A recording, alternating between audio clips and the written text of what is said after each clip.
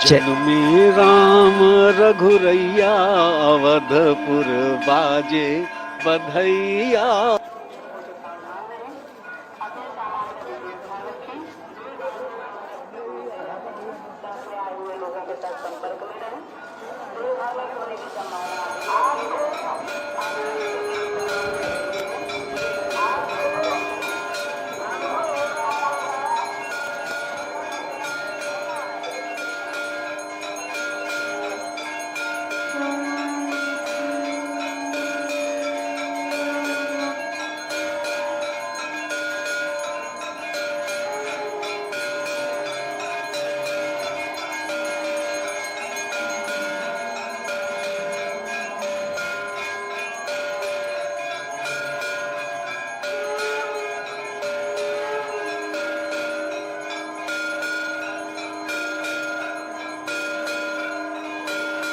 तस्वीर आपको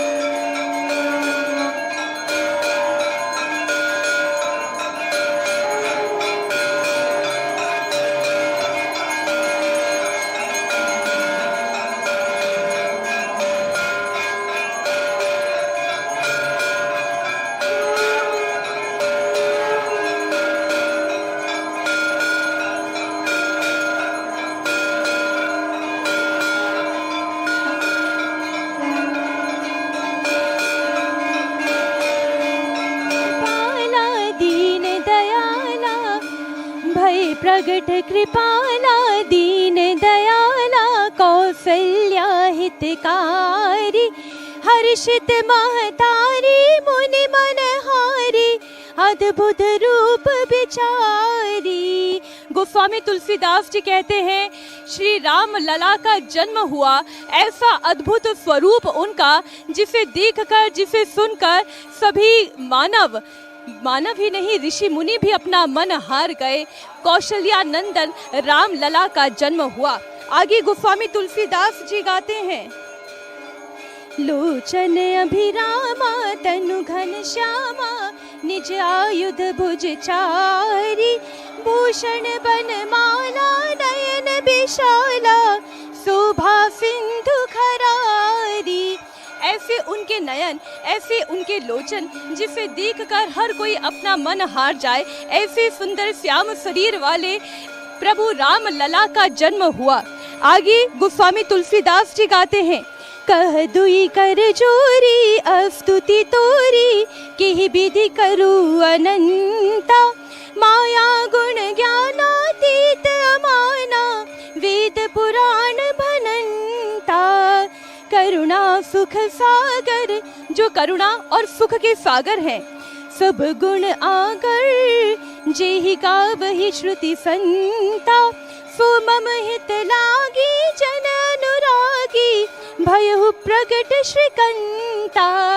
ऐसा सुंदर रूप का वर्णन प्रभु श्री राम लला का जन्म हुआ, उनके मस्तक पर सूर्य का अभिषेक हुआ। आपने वो दिव्य दर्शन किए श्री राम लला के गर्भगृह से। ऐसा अद्भुत स्वरूप आपने दर्शन प्रभु श्री राम के किए होंगे, लेकिन ये अद्भुत है। ये अनंत कथा कहने वाले हैं। हमारे साथ 3 बेहद विशिष्ट अतिथि मंच पर आसीन हैं, हम उन्हीं से जानते हैं। वेदांती जी, ये जो तस्वीर है, जो गोस्वामी तुलसीदास जी कहते हैं, ऐसा स्वरूप, ऐसा श्याम शरीर, ऐसे लोचन अभिराम उनके नजर आते हैं राम लला को, और फिर जब ललाट पर सूर्य का तिलक हो जाता है तो क्या अद्भुत स्वरूप लगता है। देखिए, बिल्कुल भगवान श्री राम की उपमा दुनिया में किसी से की नहीं जा सकती। चाणक्य ने एक बार कहा था, काष्ठम कल्पतरु सुमेरु रचरस चिंतामणि प्रस्तरा, सूर्यस्तीव्र करा शशि क्षय करा, चारो ही बारा निधि। और अंत में कहा, नई तास्ते तुलयामी भो रघुपते कस्योपमा दीते। अय राघव, मैं तुम्हारी उपमा किससे करूं?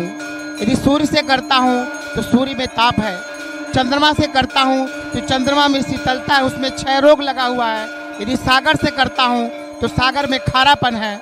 यदि सुमेरु पर्वत से करता हूं तो वो अचल है और पत्थर है। सज्जनों, हमारा भगवान पत्थर नहीं है, किसी को जलाने का काम नहीं करता, वो घटता बढ़ता नहीं है। गोस्वामी तुलसीदास जी ने भगवान राम के जन्म के समय में मास दिवस कर दिवस भा, मरम न जाने कोय, रथ समेत रवि थाकयऊ, निशा कवन विधि होय।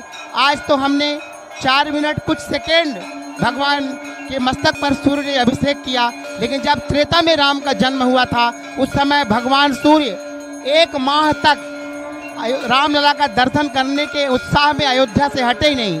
और मैं कहता हूँ कि अयोध्या में गोस्वामी तुलसीदास जी ने लिखा, जब भगवान राम का जन्म हुआ तो उस समय तीनों काल, यानी प्रातः काल भी, संध्या भी और रात्रि भी, ये और दिन रात्रि और संध्या, अवधपुरी सोहई यही भांति, अवधपुरी सोहई यही भांति। सज्जनों, गोस्वामी तुलसीदास मिलन आई जनु राती, प्रभु मिलन आई जनु राती, अवधपुरी से यही भांति। और तथापि बनी संध्या अनुमानी। अयोध्या में जो रंग, जो उत्सव, जो गुलाल उड़े, उससे अयोध्या में रात्रि आ गई, संध्या काल हो गई। और उसकी बहुत बड़ी कथा है। भुवन भास्कर सूर्य भगवान के साथ ब्रह्मा आए, शंकर आए और उनकी अनंत लीलाएं हैं। लेकिन मैं इतना ही कहूँगा, जब भगवान श्री राम का जन्म हुआ तो प्रकृति बधू ने असित वसन बदला सित पहना, तन से दिया उतार तारिका वलिका गहना, उसका नव अनुराग नील नव तल पर छाया, हुई राग में दिशा निशा ने बदन चुराया, हुई राग में दिशा निशा ने बदन चुराया। आपने भगवान शिव का कहा, और भगवान शिव जिनका रूप देखकर, जिसका दर्शन करने के लिए खुद भगवान शिव पृथ्वी पर आ जाए और गाएं, श्री राम रमा रमणम समणम भवताप भयाकुल पाहि जनम। वाकई में वो अद्भुत और दुर्लभ दर्शन इस वक्त हम कर रहे हैं आचार्य जी। ऐसे दुर्लभ दर्शन हम क्या कहें, हम त्रेता युग में तो है नहीं, हम कलयुग में हैं। घोर कलयुग आने वाला है, लेकिन इस कलयुग में भी अगर कहीं उम्मीद की रेखा, उम्मीद की किरण दिखाई देती है तो आज आसमान पर चमकता हुआ ये सूर्य है, और इसकी दिव्य दृष्टि और वो तेज जो है भगवान राम की ललाट पर चमकता हुआ नजर आता है। वाकई में ये दृश्य दुर्लभ है और हमें सुलभ है, ये भी कमाल की बात है। जी, निश्चित रूप से मीनाक्षी जी, मैं कहना चाहूँगा इस चैनल के माध्यम से सर्वप्रथम सभी सनातनी धर्मावलंबियों को श्री चैत्र रामनवमी की अनंत मंगल शुभ कामनाएं। आज दुनिया देख रही है टेलीविजन दूरदर्शन के माध्यम से, और आज हम सभी प्रत्यक्ष इसके साक्षी हैं कि पीछे हमारे भगवान राम लला हैं, यहीं से प्रवेश द्वार है, और बिड़ला धर्मशाला से हम सभी दर्शन कर रहे हैं। सांची कहूँ तो मानस की वो चौपाई मुझे याद आ रही है। नौमी तिथि मधुमास पुनीता, शुक्ल पक्ष अभिजीत हरे प्रेता। अद्भुत, अद्वितीय, अकल्पनीय यह समय है। मध्य दिवस अति शीत न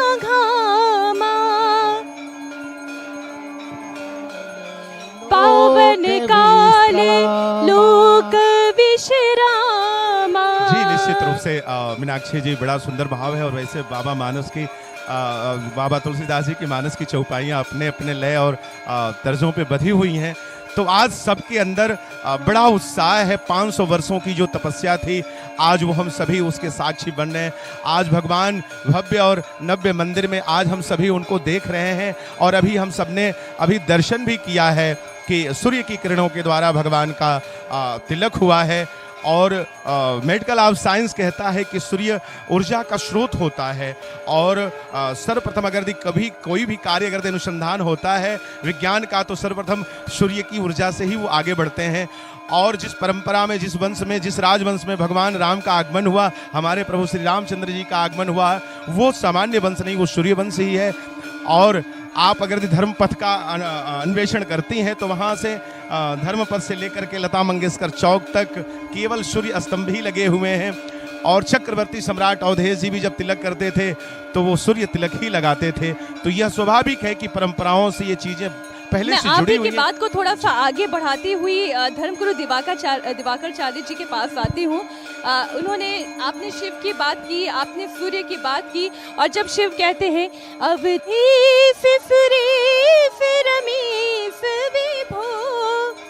आगे पूरा करिए। शरणागत मागत चाहि प्रभु। निश्चित ही। और आज तो ये जो अलौकिकता, दिव्यता, भव्यता, बंदनमार, पताके, चौओर जो मंगलमय गान हो रहा है पूरे भारत में,